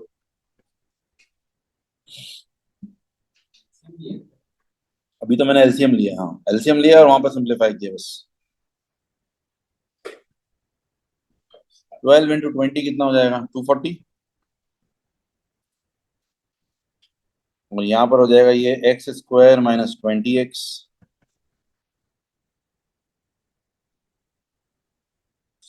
Plus 12x minus 12x cancel हो गया।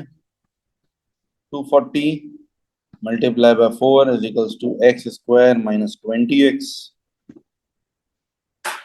देखें जरा वर्किंग मेरी, सही है। अब क्या करना है, सब कुछ वन साइड पर ले आओ, एक साइड पर ले आओ, x² माइनस 20x माइनस 240 × 4 कितना हो जाएगा, 9।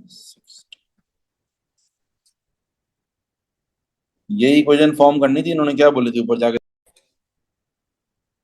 ये फॉर्मूला तो वो है जो मैं नींद में से भी लात मारे हुए उठाया ना, बकरा की सीजन में नहीं, गाय को लात मार के उठाते हैं, तो ऐसे तो मैं नींद में से को उठाया, तुम फौरन से बता दो हाँ ये फॉर्मूला। आगे माइनस बी प्लस माइनस के आगे वो गायब। सही है। अच्छा, minus B plus minus b² minus 4ac। अच्छा भाई, एक गलती करूंगा इसमें, एक गलती है इस पूरे फॉर्मूले में, गलती है, अब्दुल्ला बताएगा मुझे वो। पूरे पे डिवाइड होगा, ये तो मैंने बता दिया ना, अभी गलती करूंगा।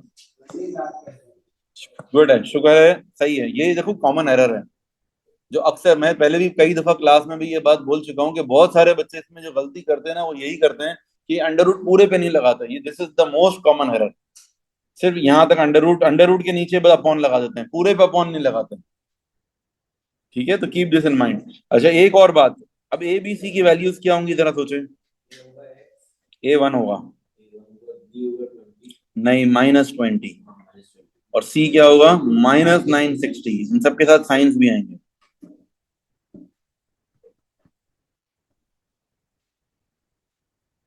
B square -4ac upon 2a।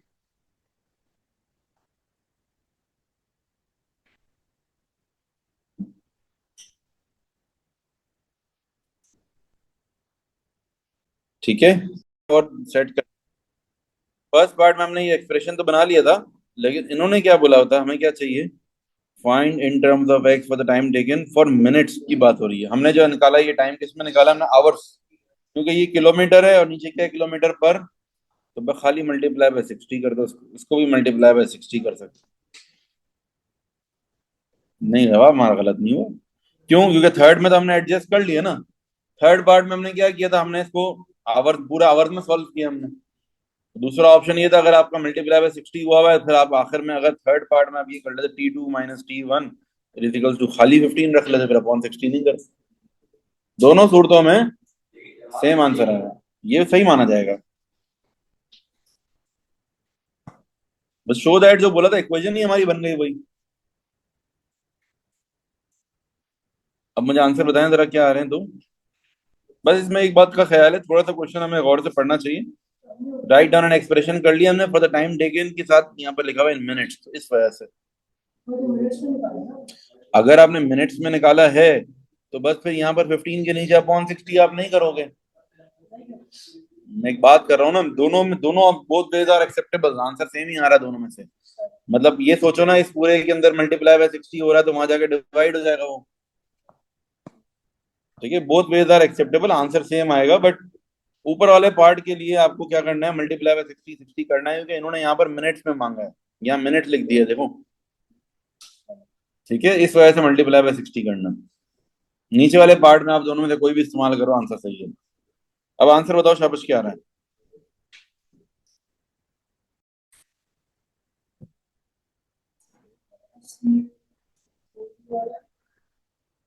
हम्म। अच्छा, 39.3 और -19.3, दो आंसर आ रहे हैं। अच्छा भाई, calculate the time Felix takes to travel from home to school, giving your answer in minutes and second. Obviously negative वाला हम कंसीडर नहीं करेंगे, क्योंकि एक्स क्या चीज है, एक्स है स्पीड, स्पीड तो नेगेटिव में हो नहीं सकती। तो हम पॉजिटिव वाला ही कंसीडर करेंगे, और हमें कौन सा चाहिए, फेलिक्स का चाहिए। अब जरा खामोशी, फेलिक्स का चाहिए हमें टाइम। फेलिक्स का टाइम क्या है, 12/x-20, 12/x-20। और ये क्या है, ये आंसर किस में आएगा, आवर्स में आएगा। हमें मल्टीप्लाई बाय 60 भी करना है, क्योंकि मिनट इन सेकंड में चाहिए। 39.3 -20 मल्टीप्लाई बाय 60। अब कैलकुलेट करें जरा, क्या बन रहा है। ऑनलाइन स्टूडेंट्स आप लोग भी बेटा आंसर दे सकते हैं, थोड़ा जल्दी करें प्लीज।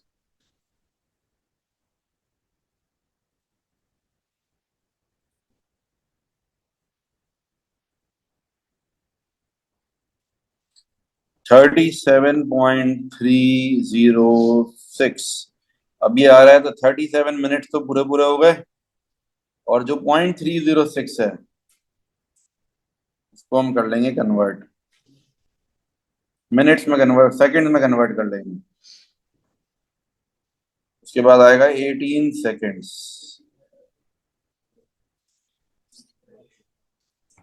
भाई ये 37.306 है ना, तो इसमें 37 को अलग कर लो, 37 माइनस कर लो, कैलकुलेटर में ही -37 कर दो। अब जो बच गया, ये आंसर आ गया, फाइनल आंसर 37.306। अब इस आंसर को मिनट एंड सेकंड में कन्वर्ट करना है ना, तो इस आंसर में 37 माइनस कर दो, 0 पॉइंट कुछ आ जाएगा, उसको 60 से मल्टीप्लाई कर, बस राउंड ऑफ 18 सही है ना, इन्होंने बोला मिनट्स एंड सेकंड्स, तो 18 सेकंड।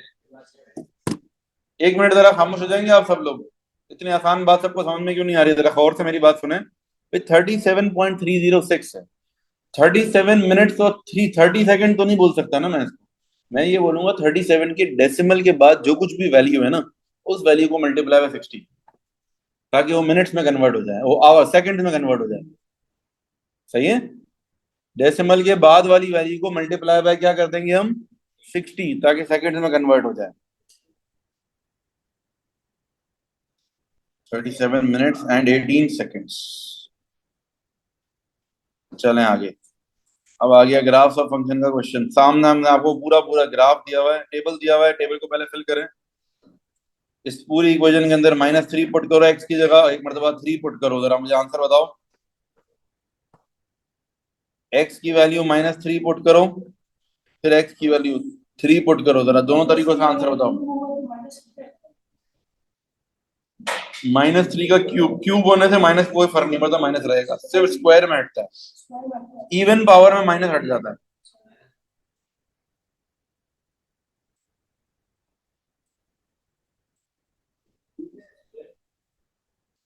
भाई ये एक्स की वैल्यू जो 39.3 मुझे किसी ने लिखवाई है, ऑनलाइन स्टूडेंट को अलग आंसर बता रहा है।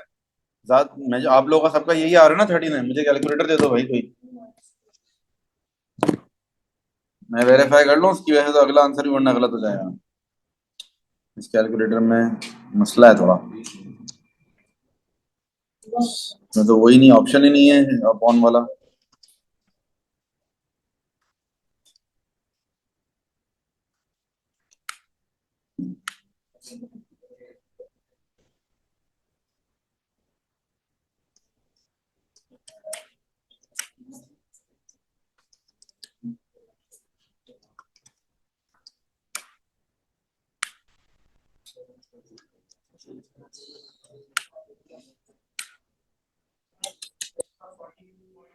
क्या कर रहे हो यार, आंसर ही गलत बता दिया आप लोगों ने, सारा टाइम वेस्ट करवा दिया। 42.55 है दूसरा।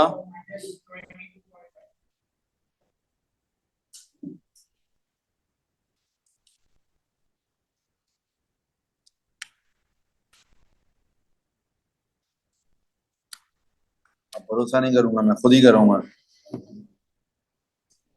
ये वाला नेगेटिव है, सारी वर्किंग दोबारा करनी पड़ेगी ना। देखो अलग अलग बता रहे हो सब, एक पे अग्री तो हो जाओ सारे के सारे के, भाई हम सबका यही आ रहा है आंसर। तुम्हारा ये आंसर आ रहा था कि तुम्हारे अंदर ये हिम्मत नहीं थी कि तुम बताओ, तुम डर था कि मैं अगर मेरा गलत होगा। उस बंदे ने गलत होते हुए अपना कॉन्फिडेंटली बता दिया, मैंने एक्सेप्ट कर लिया आंसर। ये आ जाएगा 31.92। अब 31 मिनट अलग कर दो, 0.92 जो बच गया उसको 60 से मल्टीप्लाई।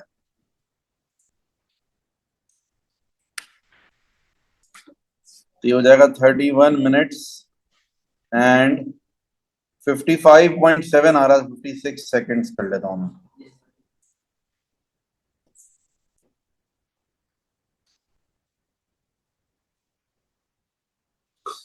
ठीक है चलें भाई आगे। तुम लोगों पर भरोसा करना ही नहीं चाहिए हमेशा। तुम लोग एक तो कैलकुलेटर इस्तेमाल नहीं करोगे, ऊपर तक करोगे तो गलत आंसर बताओगे। तो नहीं करूंगा भरोसा, अब मैं खुद करूंगा। स्टूडेंट बरादरी के ऊपर से भरोसा ही उठता जा रहा है मेरा।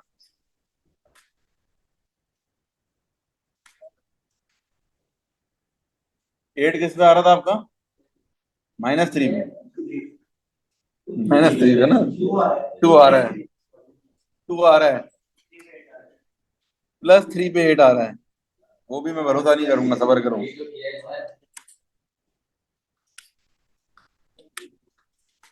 हाँ +3 पर 8 आ रहा है, सही है।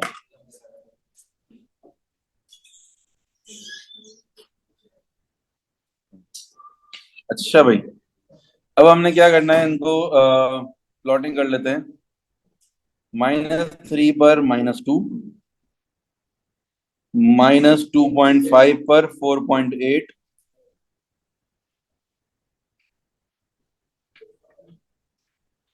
-2 पर 6.3, -1 पर 6.7,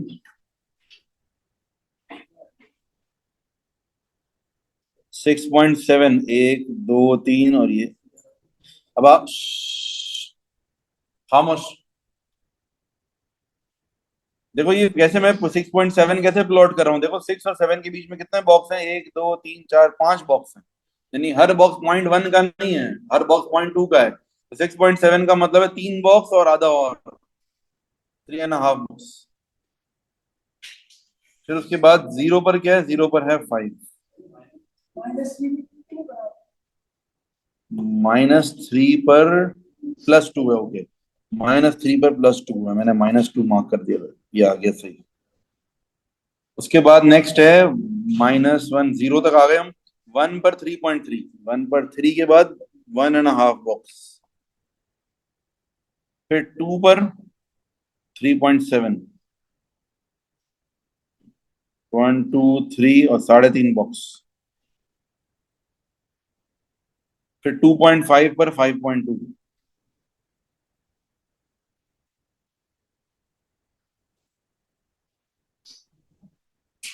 देन 3 पर 8। ठीक है, इन सबको आप ज्वाइन कर लो आप।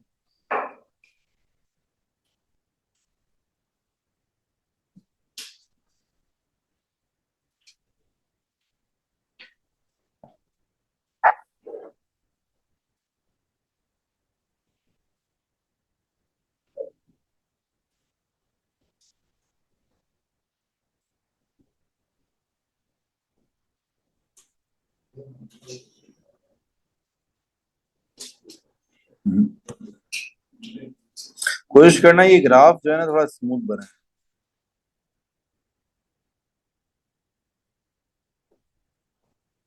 कहीं से भी ऐसा फील ना हो कि स्ट्रेट लाइन है, कर्व होना चाहिए। By drawing a suitable line on the grid, find the roots of the equation. इस इक्वेशन के रूट्स निकालो। रूट्स का मतलब होता है एक्स की वैल्यूज। ठीक है, अब जरा देखो इन दोनों वैल्यूज में क्या फर्क है, इन दोनों इक्वेशंस में। पहली इक्वेशन क्या है, x³ अपॉन 3। ओरिजिनल इक्वेशन क्या थी, x³ अपॉन 3 और -2x + 5। ये आपकी इक्वेशन है। दूसरी इक्वेशन क्या है, y = x³ अपॉन 3 -1.5x + 1। इन दोनों को जरा कंपेयर करो। मेरी ये ओरिजिनल इक्वेशन है, मुझे इस इक्वेशन को इसमें कन्वर्ट करना है। बताओ मुझे क्या इसमें ऐड या लेस कुछ करना पड़ेगा, सोचो। ये x³ अपॉन 3 है, यहाँ भी x³अपॉन 3, इसमें कुछ भी नहीं करना। ये क्या है मेरा, -2x। मुझे क्या बनाना है, -1.5x। मैं y की जगह क्या डालूं कि ये वहां जाकर ये बन जाए। सोचो, इसके अंदर y नहीं है, यहाँ पर क्या है, 0 है, = 0 है। मैं y की जगह 3 डालूं। अगर मैं फॉर एग्जाम्पल y की जगह 3 डालता हूँ, ठीक है, y की जगह 3 डालूं तो वहां जाके क्या हो जाएगा, -3। तो 5 - 3 हो जाएगा, तुम्हारे काम का नहीं। मुझे यहाँ तो 1 बनाना है। अब देखो, मुझे दो बातें हैं। अगर मैं y की जगह 0.5x डालता हूँ, 0.5x, तो वहां जाके क्या हो जाएगा, -0.5x। -2 में से -0.5x करूंगा तो क्या हो जाएगा, -2.5 हो जाएगा वो तो इसीलिए -0.5 डालना पड़ेगा। थोड़ा सा समझो मैं क्या बताना चाह रहा हूँ। देखो टेक्निकल बात है, गौर से सुनोगे समझ में आ जाएगी बात। ट्रायल एंड एरर है, खुद से सोचना है y की जगह क्या पुट करूं कि वो उधर जाकर, मतलब मुझे ये एडजस्ट ये बन जाए। मुझे क्या बनाना है, ये क्या है, -2x है। मुझे क्या बनाना है, -1.5x। तो यहाँ पर मैं क्या रखूं भाई, y की जगह सोचें जरा। अगर मैं -0.5x रखूंगा ना, फिर फायदा होगा। वहां जाके क्या हो जाएगा, +0.5x, बात बन जाएगी। इसका मतलब है मैं साइड पर लिख रहा हूँ y = -0.5x। एक बात हो गई। दूसरी बात, ये 5 है और यहाँ पर क्या है, 1 है। 5 को 1 बनाना है। अगर मैं y = 0.5x + 4 रख दूं तो ये +4 वहां जाकर क्या हो जाएगा, अब बन जाएगा। तो यानी कि y = 0.5x + 4। ये मिल गई आपको इक्वेशन। इस तरीके से इक्वेशन फाइंड आउट करनी होती है। अच्छा, ये आपको इक्वेशन तो मिल गई, ठीक है। अब मेरी बात सुन, ये इक्वेशन मिल गई उस लाइन की जो लाइन ड्रॉ करनी है। इस लाइन को ड्रॉ करो, आंसर आ जाएगा। इस लाइन को ड्रॉ करो, ये लाइन 3 पॉइंट पे कट करेगी, वो तीनों हमारे आंसर होंगे। अब इस लाइन को ड्रॉ करो। ये इस वक्त इस तरह की है, ये आमतौर पर तो ये होता है खाली y = 4, y = 3, ऐसी लाइन भी आती है, सीधी सीधी बनती है। ये इस दफा ये 0.5x के साथ आ गई है, तो y = -0.5x + 4। अब आपने क्या करना है, लाइन को ड्रॉ करना है। इस लाइन को जब हम ड्रॉ करेंगे, जितने पॉइंट पे ये लाइन इंटरसेक्ट करेगी वो हमारे आंसर होंगे। 3 पॉइंट बता रहे हैं। अच्छा, लाइन ड्रॉ कैसे होती है, लाइन ड्रॉ करने के लिए एक बॉक्स चाहिए होता है लास्ट में। इस बॉक्स में जिस तरह ऊपर देखो ना, ये टेबल दिया हुआ है आपको, कर्व के लिए भी टेबल, हर चीज ड्रॉ करने के लिए टेबल चाहिए होता है। आपको लाइन ड्रॉ करनी है ना, टेबल चाहिए होगा, लेकिन इतने सारे पॉइंट नहीं, लाइन के अंदर सिर्फ 2 पॉइंट की रिक्वायरमेंट होती है, एक्स और वाई लिखा आपने, सिर्फ दो वैल्यू, एक्स की वैल्यू तो अपनी मर्जी से डालो कोई सी भी, इस पूरे ग्रिड में से कोई सी भी दो वैल्यूज ले लो, एक तो जीरो लिया करो हमेशा, और एक कोई भी ले लो, आखिर की 3 ले लेता हूँ, सबसे लास्ट वाली ले लेता हूँ, मैंने लिखा 0 और 3। अब 0 पुट करो जरा, इस इक्वेशन में 0 पुट करो, आंसर क्या आएगा? 4 आ गया। अब इस इक्वेशन में 3 पुट कर दो, आंसर क्या आएगा? माइनस पॉइंट, कैलकुलेटर में से करो, क्या मसला है, -0.5 × 3 + 4, 2.5 आ रहा है, बस ये 2 पॉइंट मिल गए, अब लाइन बन जाएगी, 0 पर 4, 3 पर 2.5। अच्छा भाई, 0 पर आ गया, ये कलर चेंज कर लेता हूँ, 0 पर आ गया 4, और 3 पर क्या आ रहा है? 2.5, 2 और 3 के बिल्कुल दरमियान में।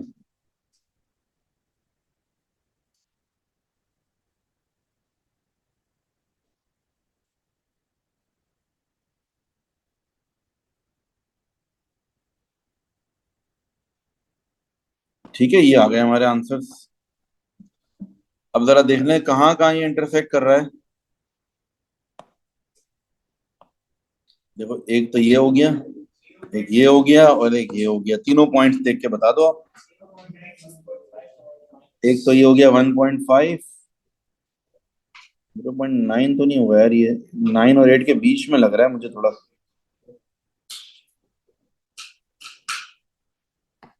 और तीसरा ये है,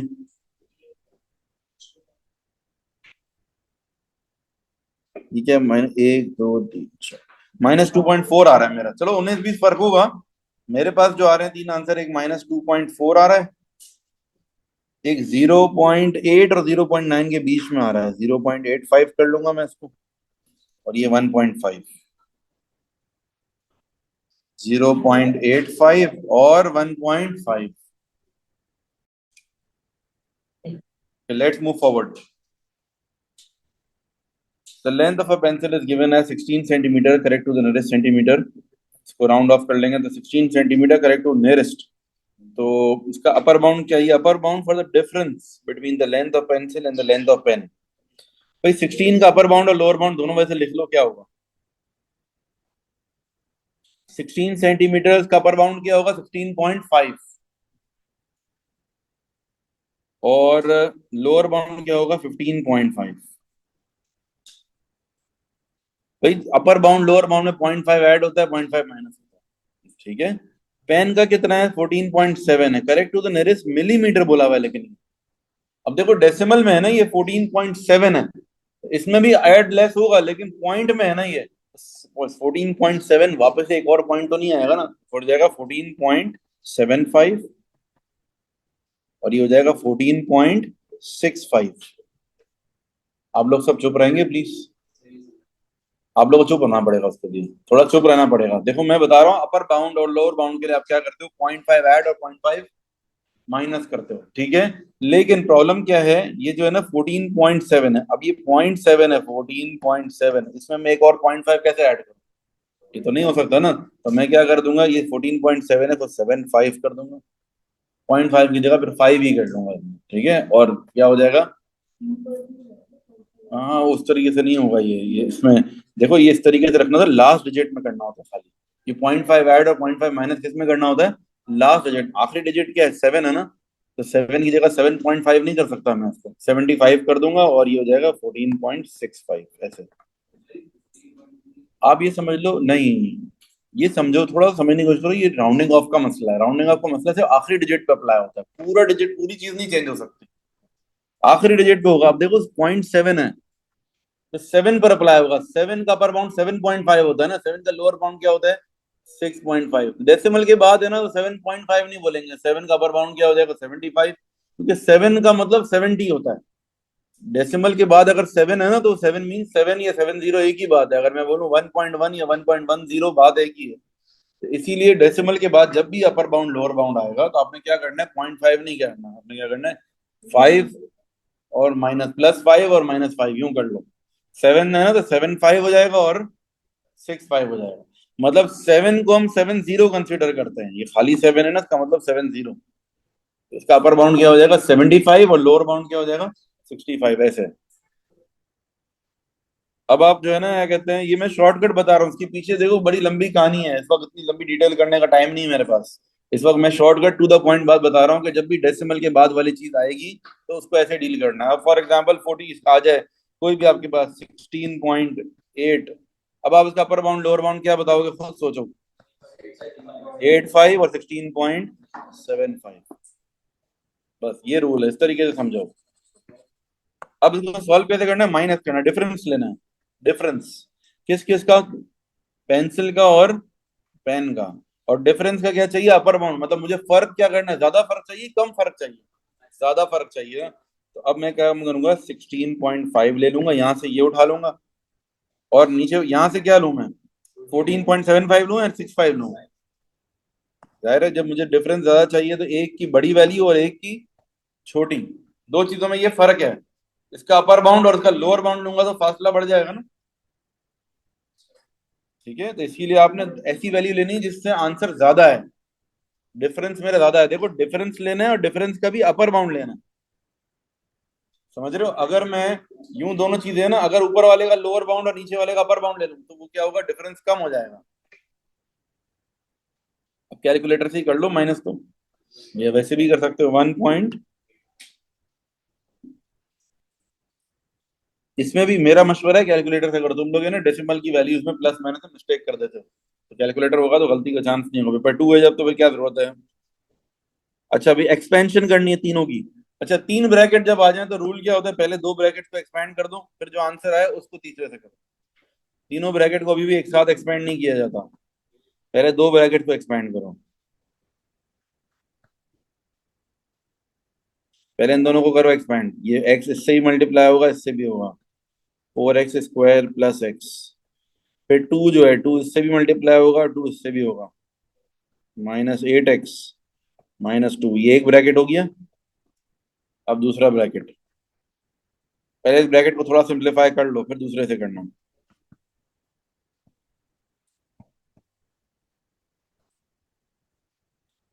अब आपने क्या करना है, 4x² multiply by x, 4x³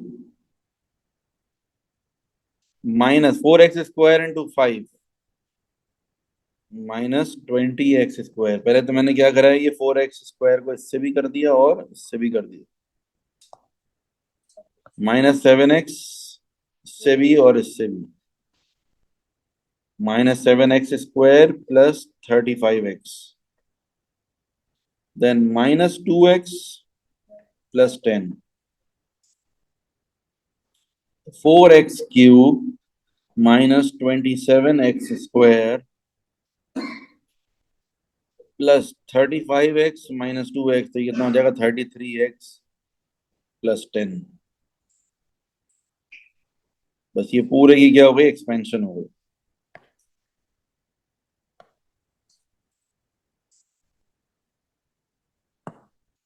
समझ रही है। अच्छा क्वेश्चन नंबर 25 के अंदर जो है ना, ये क्या दिया है, फ्रस्ट्रम दिया हुआ है। फ्रस्ट्रम के वॉल्यूम का फॉर्मूला पता है आप लोगों को। फ्रस्ट्रम जो है ना क्या शेप होता है बेसिकली, देखो ये है ना, अगर आपने प्लांट का पॉट देखा है, वो फ्रस्ट्रम होता है। पॉट होता है ना ऐसे यूं कोन होता है, नीचे जा रहा होता है लेकिन यूं कटा हुआ होता है बीच में से। अगर मैं इसको आगे आगे एक्सटेंड कर लूं, आगे एक्सटेंड कर लूं तो ये क्या बन जाएगा, एक कोन बन जाएगा। अब आपको करना क्या है कि ये जो है ना, इसका वॉल्यूम निकालने के लिए larger cone, volume of larger cone minus volume of smaller cone. ऊपर वाला जो है लार्जर कोन है, नीचे वाला जो है वो क्या है, स्मॉलर। इन दोनों का आपस में माइनस करेंगे तो क्या आ जाएगा, वॉल्यूम ऑफ द बॉल आ जाएगा। ठीक है। अच्छा एक बात, लेकिन एक और चीज क्या है कि आपके पास नीचे वाली ये हाइट नहीं है, ये हाइट आपको नहीं पता है, इसको एक्स रख लिया हमने। ये पूरी हाइट कितनी होगी फिर, x + 9। आप ये सोचो, अगर नीचे वाली हाइट को मैंने एक्स रख लिया तो पूरी हाइट कितनी हो जाएगी, x + 9। तो अब पहले ना एक काम करना पड़ेगा, ये निकालनी पड़ेगी हाइट। कैसे निकलेगी हाइट, इस तरीके से निकलेगी, देखो ये 8 है और ये क्या है, 6 है, क्रॉस मल्टीप्लाई वाला मेथड। भाई देखो ये 8 है और इसके नीचे ये क्या है, 6 है। अच्छा अब जो 8 है ये बड़ी लेंथ है ना, इसके हाइट क्या होगी, x + 9, और 6 वाले की हाइट क्या है, क्रॉस मल्टीप्लाई कर लो भाई। देखो एक वैल्यू लिखी मैंने, एक रेडियस लिखा, उसके सामने उसकी हाइट, दूसरा रेडियस लिखा, उसके सामने उसकी हाइट, क्रॉस मल्टीप्लाई करेंगे, एक्स की वैल्यू यहां से आ जाएगी आपके पास। 8x is equals to 6x plus 9 हो जाएगा 6x प्लस 54, ये 8x हो गया, और 2x is equals to 54, x is equals to 27। ठीक है, x की वैल्यू आ गई 27। अब आपने क्या करना है, वॉल्यूम निकालना है, आराम से निकल जाएगा। आपका x की वैल्यू 27 है, आपको वॉल्यूम निकालना है, तो क्या होगा, 1/3 pi r square h minus 1/3 pi r square h. एक में आप रेडियस कैपिटल बड़ा लोगे, एक में स्मॉल लोगे। बड़ा रेडियस जो है हमारा कितना है, 1/3 पाई, रेडियस कितना है 8 है इसका, और हाइट कितनी है, x प्लस 9, 27 प्लस 9। इसका रेडियस कितना है, 6 है, और इसकी हाइट कितनी है,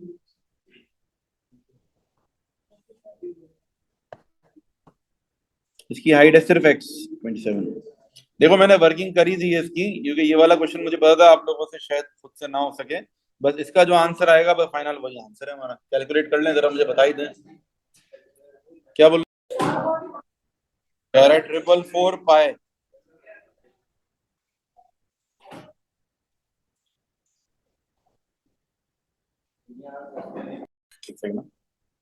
आ गया हमारा 1394.87।